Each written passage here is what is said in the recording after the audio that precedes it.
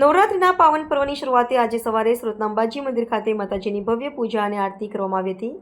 આ પ્રસંગે ભક્તોની ભારે ભીડ જોવા મળી હતી। આ પવિત્ર અવસરે મંદિરના પૂજારીઓએ સમગ્ર સુરત શહેરની સુખ શાંતિ અને સમૃદ્ધિ માટે માતાજીના ચરણોમાં હાર્દિક પ્રાર્થના કરી હતી। નવરાત્રિના આ 9 દિવસીય મહોત્સવ દરમિયાન માતાજીના આશીર્વાદથી શહેરમાં શાંતિ, સૌહાર્દ અને સમૃદ્ધિ રહે તે માટેની કામના કરવામાં આવી હતી। મંદિર પ્રશાસન તરફથી જાણકારી આપવામાં આવી છે કે નવરાત્રિ દરમિયાન સંકલ્પિત કાર્યક્રમો અનુસાર દરરોજ માતાજીની વિશેષ પૂજા અને આરતી કરવામાં આવશે, જેમાં ભક્તો સામેલ થઈ શકશે।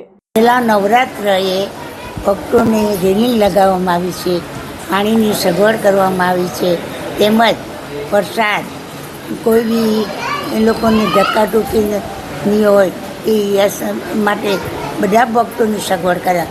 અમારા સ્વયંસેવકો બધા જ ધ્યાન આપે છે। અમે પાર્કિંગની પણ સગવડ કરી છે કે ઉંમરલાયક વડીલો, સિનિયર સિટીઝન હોય તે ચાલી નહીં શકે એટલે અમે ભાડે રાખીને પાર્કિંગની વ્યવસ્થા કરવામાં આવી છે।